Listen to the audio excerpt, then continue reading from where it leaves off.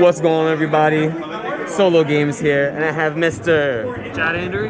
And you got top 8 at South Florida Regional over here. What was your record? X11 after twists, 8 rounds. And you end up getting what place? 6. Nice. All right, congrats. You got a Grand Creators box with this, and the decks look kind of thick. The last time we were in the same position, it was looking the same.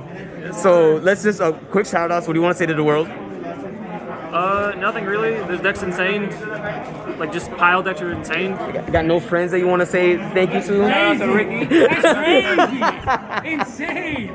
No shout outs, that's wild. Nah. Shout out Kevin right there. Hey! Shout out Anthony. Shout out Sebastian Sanchez, Alejandro Cruz, Donnie, everyone else who came. Shout out to my boys back in Singing Peak, Tampa. And yeah. Alright. Shout out bookies and Bible study. So God. Alright, so let's get into this list. Alright. So it's a pile deck, so there's multiple aspects to my deck. Start with like the most broken cards in Yu-Gi-Oh right now. The P.U.N.K cards. These cards are absurd. When you add the Eldlich cards in here and you add all the Brave cards and like Jet Synchron, Destrudo, like these cards give the deck so much value. It's actually like absurd. Not 3 of this because you do play the Brave cards, so you don't want to like really see this. You want to see Eldlich and Foxy Soon one of this. Okay.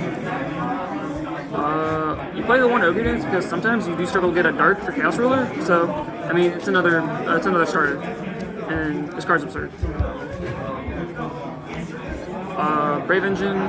James Avery Lottery. 3 Enchantress, 1 Griffin. Not gonna explain this. It's pretty standard. How to get in contact with I him. played a Souls package. I played 2 Illusion, 3 Souls. I was on 2 Souls for the longest time, but then I realized the card's absolutely cracked, and I'm an idiot for playing less than 3. Playing less than 5 copies in my deck. Just sending Eldlins, sending Draco backs, sending Faithful Adventures after I'm done using them. Extra rights. This card just adds so much value to the deck.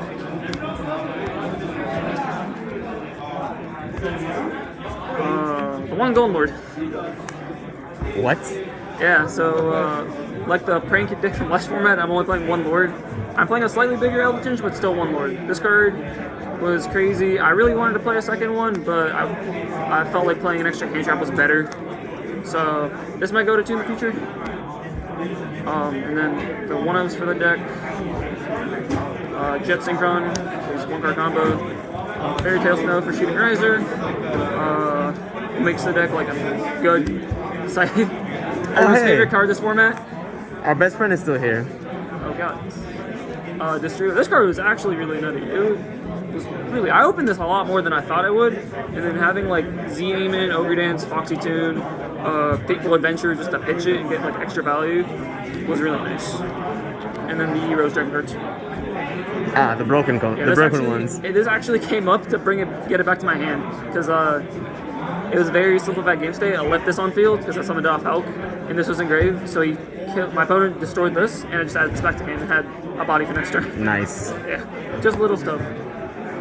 Hand traps, 3 Ash, 3 Veiler, 3 Nib, 3 Crow, 1 Ogre. Just the 1-of Ogre. It's not the greatest format, but since you do play Eldlich, it does have extra value. It actually came up because I ran out of Xeons. Crow, it's just a meta call really for Despia. I actually played no Despia today, which is crazy. Played a lot of Flunder, so these 6 were like dead for like majority of our matchups, but they're still good nonetheless. Yeah. And then Veiler Ash, these are like and Imperm are like the best hand traps in this format. So not really gonna explain those. Plus having the tuna hand traps was super important. Like my early rounds, I didn't see any of my P.U.N.K stuff. I didn't see any of my Jet Synchron, nothing. I just kept seeing like Veilers and Ashes, and was just able to do like full synchro combo. And that's it for the monsters. 36 monsters. Cool. Yeah. And then all the gas cards. 3 Right, 3 Eldlin, 3 Telly. The card's an FTK. The card's so good. Like I don't know why they brought it back to 3. Eldlin, accumulating all your resources, grabbing Golden Lord going second, sending off souls, that's absurd. And then 3 Right. I'm not gonna explain that. Faithful Draco Bad. Just 1 Faithful, you don't need 2. 3 droplet. I decided to play 3 of this over Imperm just because this is like the best card to draw going second, especially in a battle deck where you can combo off on only like 1 to 3 cards. So this was one of those. It was the best thing going into Sword Soul with anti-spell.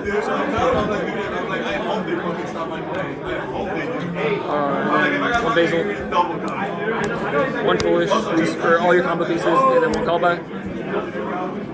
And then for traps, just Eldlich cards. So, I'm assuming that you're just playing a small, because you're playing, the Eldlich is like a small hidden engine, you just need the one Haquero. This helps you in the grind, because like, one of these, like, you win the grind game, because this card just generates a card every single turn. So, 1 Haquero, I never miss the second one of those. 1's always enough, especially if you're playing against 4 Flunder today. Like,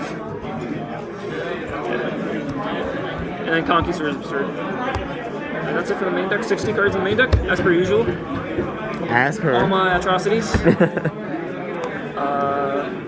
Extra deck, Fateful Token. For links, Link Rebo. This card is super important. Dagda Help for your standard turn 1 combo. These cards were nutty. These cards were so good. Just Link climbing into Celine, getting into Unicorn, even getting into Dagda sometimes, just having extra body. Just really, really nice. This card's really good too because you get to steal Incredible Ecclesia. And it's a tuner, so you just make go into Hulk. With just like any light monster, like any of your 2 Eldlich cards, if they have Ecclesia, it just turns into a full Hulk combo. Like, this card's absurd. Charmers are in my opinion, one of the most broken Link 2s. Yeah. Because they're so splashable. Yeah.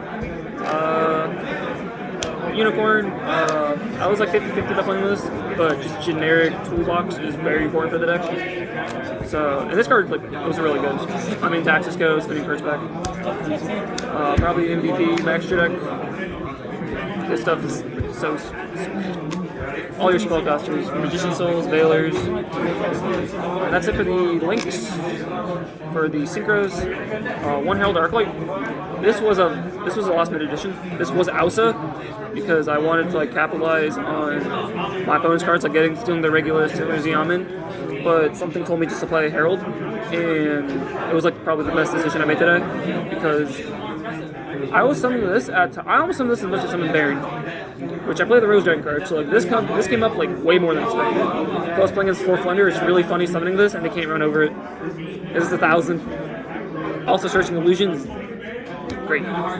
Coping. 1 Wonder Magician for the side combo. That's all it's in there for. Shooting Riser to dump your Snow, to dump your Enchantress sometimes in the grind game. Dump cards to your side deck that you'll see in a second.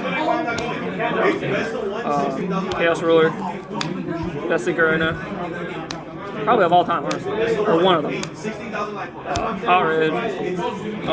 There's a play, if you think your opponent has Dark Ruler, if you're playing at the game 2 and 3, what you do is with your P.U.N.K combo, you revive this after using this and Jet Singer for Dagda. And then you make this, say your Eldlich Trap like Conquistador or Haquero. And then if they go Dark Ruler, you just chain the Eldlich Trap and then chain Hot Red to negate their Dark Ruler. And then resolve your entire side combo. Baron de Fleur, when this card's broken. This card, alright, I lied about everything else. Forget everything I said. This card. Yo, that card is godly. Psychic and Punisher.